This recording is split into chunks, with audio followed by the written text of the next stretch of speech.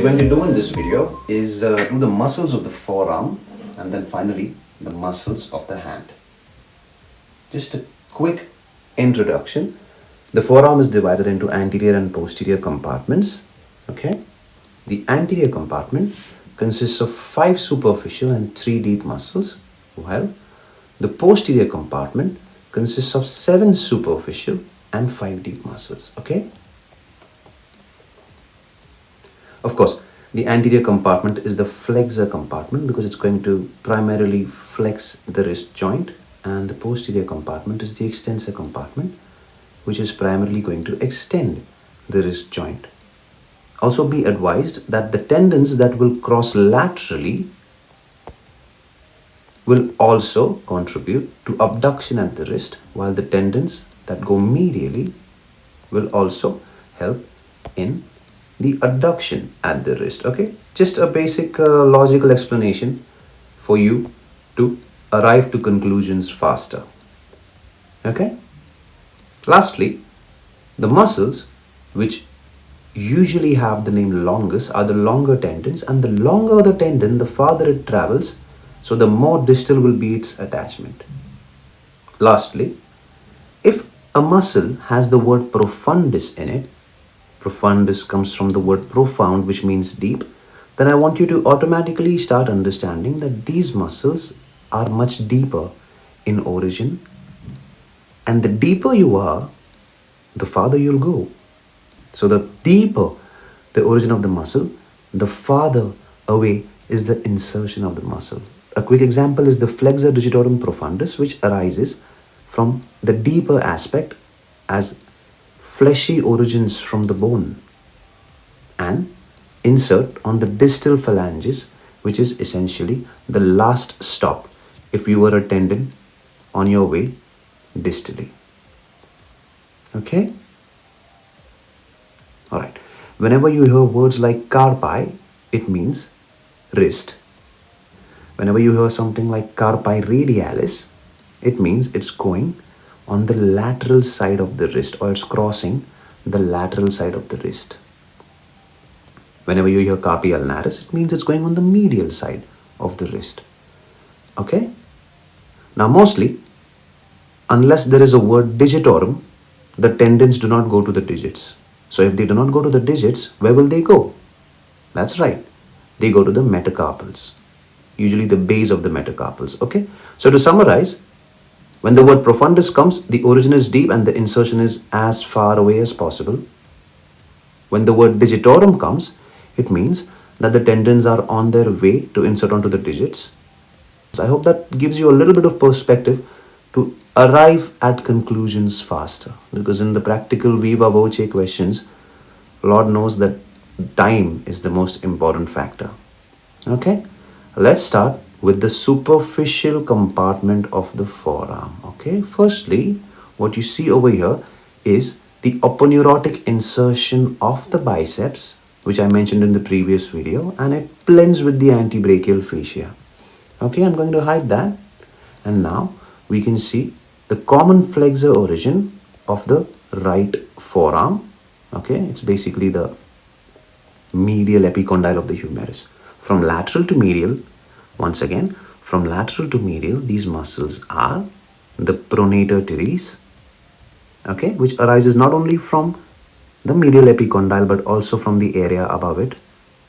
Then the flexor carpi radialis, okay, then the flexor digitorum superficialis. Now technically, the palmaris longus is mentioned lateral, since the origin is slightly lateral, and then we come to the flexor digitorum superficialis, and finally the last one, which is the flexor carpi ulnaris. Okay, all of these are the muscles of the superficial compartment of the forearm as they arise from lateral to medial side. Remember, lateral to medial side. Once again, Pronator Teres, flexor carpi radialis, palmaris longus, flexor digitorum superficialis, and finally the flexor carpi ulnaris.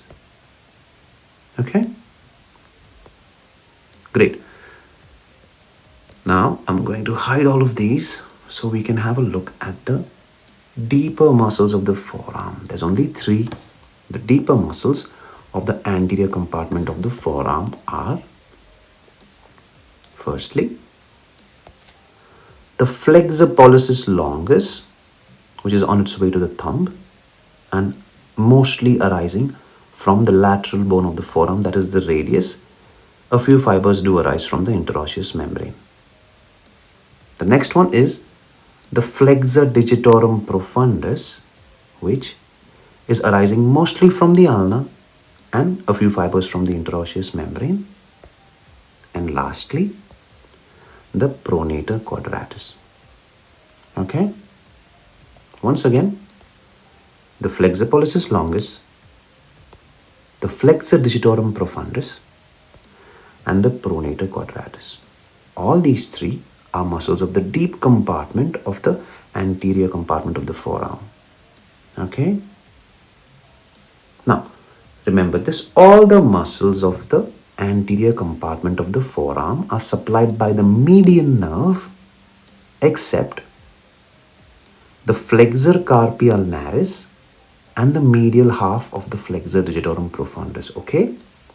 Once again, all the muscles of the anterior compartment of the forearm are supplied by the median nerve except the flexor carpi ulnaris, which was the medial most, and the medial half of the flexor digitorum profundus. To complicate things further, remember that the deeper muscles are supplied by the deep branch of the median nerve, which is also known as the anterior interosseous nerve. Now, this shouldn't be very difficult to remember because the anterior interosseous nerve travels intimately in connection with the interosseous membrane. Okay? Deep branch of the median nerve, also known as the anterior interosseous nerve. Okay? Now, let's go to the muscles of the posterior compartment of the forearm. As I mentioned before, there are 7 superficial and 5 deep. Let's talk about the 7 superficial from lateral to medial. Firstly, we have the brachioradialis. Okay. Next, we have the extensor carpi radialis longus, followed by the extensor carpi radialis brevis. Okay. Understand how the first one arises from the lower aspect of the shaft on the lateral supracondylar line. The next one, ECRL, immediately below that. And then the common extensor origin or the lateral epicondyle of the humerus has started contributing to the other muscles. So we've got the extensor carpi radialis brevis. Then we've got the extensor digitorum. Then we've got the extensor digiti minimi for the little finger. And finally, the extensor carpi ulnaris. Okay? Of course, the muscle that one tends to always forget is the last one, the smallest one, and this is the Anconeus. Once again, from lateral to medial side, the muscles of the superficial compartment of the extensor compartment of the forearm are brachioradialis, extensor carpi radialis longus, extensor carpi radialis brevis, extensor digitorum,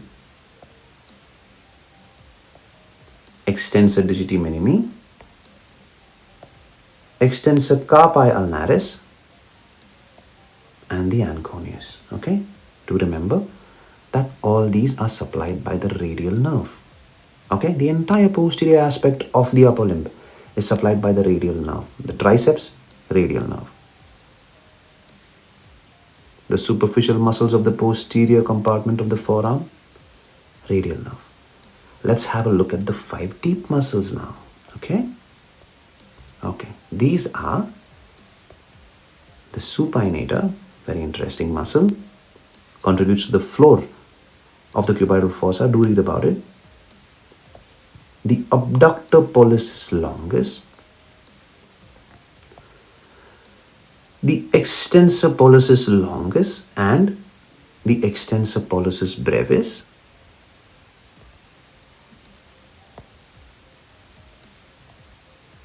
the the extensor indicis. Okay? That's 5 of them. Let's see them once again. The supinator, the abductor pollicis longus. Usually it is said in the same breath as the extensor pollicis brevis because both of these tendons travel closely together. Can you see that? Then the extensor pollicis longus and then the extensor indicis. Okay? Understand the origins of all of these, okay? Supinator. Coming from the ulna, supinator crest, rolling around the radius and inserting on the radius like a carpet. Okay? Abductor pollicis longus and extensor pollicis longus, both coming primarily from the ulna, okay? And of course the interosseous membrane. Extensor pollicis brevis coming chiefly from the radius and again a little bit from the interosseous membrane. And finally, the extensor indicis. Okay? Great. That was the deep muscles of the posterior compartment of the forearm. All of these are supplied by the radial nerve, but if you want to be more precise, you're going to see the posterior interosseous nerve, which is a deep branch of the radial nerve. Okay, that's the interosseous membrane. It travels intimately related to the posterior part of the interosseous membrane. Posterior interosseous nerve, deep branch of the radial nerve. Now, let's go to the intrinsic muscles of the hand. I'm not going to talk a lot about origin insertion. I'm going to start hiding some of these modifications of the deep fascia. Firstly, you have the 3 thenar muscles and the 3 hypothenar muscles. Some authors call it 4 hypothenar muscles. Let's have a look. Abductor pollicis brevis, okay. Opponens pollicis, of course. Flexor pollicis brevis, okay. The hypothenar muscles are the palmaris brevis, insertion on the dermis, one of the examples of paniculosis carnosus. Okay, palmaris brevis. Then the flexor digiti minimi brevis, the abductor digiti minimi, and the opponens digiti minimi. Okay, that completes 7 muscles. Now, let's talk about the adductor pollicis. It has 2 heads. It is responsible for the adduction of the thumb, a very important muscle because it is supplied by the ulnar nerve and it is basically tested by using Froment's sign. Please read about it. Okay, the adductor pollicis supplied by the ulnar nerve, tested using Froment's sign. So there we are. That takes care of that. Now, let's talk about the lumbricals. The first and the second lumbrical are unipennate. Okay? Observe them closely. The third and the fourth lumbrical are bipennate. Observe them closely. That takes care of 4 lumbricals. Remember, the first and the second lumbrical is supplied by the median nerve. The third and the fourth by the ulnar nerve. Okay? The thenar muscles are supplied by the median nerve. The hypothenar muscles are supplied by the ulnar nerve. Okay? Remember, the adductor pollicis is supplied by the ulnar nerve. The lumbricals are responsible for the action that takes place when you're trying to put a thread inside the hole of a needle. Flexion at the metacarpophalangeal joint and extension at the interphalangeal joints. Okay? Flexion at the metacarpophalangeal joints and extension at the interphalangeal joints. Let's talk about the palmar interosseae. This is palmar interosseae number 1. This is palmar interosseae number 2. This is the third palmar interosseae. I'm going to hide them. Okay. I can't find the fourth one. I'm sorry. And let's have a look at the dorsal interosseous. That's dorsal interosseous number 1. Okay. This is dorsal interosseous number 2. This is dorsal interosseous number 3. And this is dorsal interosseous number 4. Turns out that this app does not have 4 palmar interossei, but just 3. The textbooks say it's 4, right? So that basically is your intrinsic muscles. We've got 3 thenar, all right? 4 hypothenar. Remember, the thenar are supplied by the median nerve. The hypothenar are supplied by the ulnar nerve. Then you have 4 lumbricals. That's 7 plus 4, 11. Okay, 2 of the lumbricals, the lateral ones by the median, the medial ones by the ulnar. Then you have 4 palmar interossei and 4 dorsal interossei. Okay, that's 11 plus 8, that's 19. And of course, the mighty adductor pollicis supplied by the ulnar nerve, which forms the 20th muscle, tested by using the Froment's sign, which is a test for the ulnar nerve. Do read about the other tests for the median nerve as well as the radial nerve. Thank you so much for listening, and I'll see you in the next one.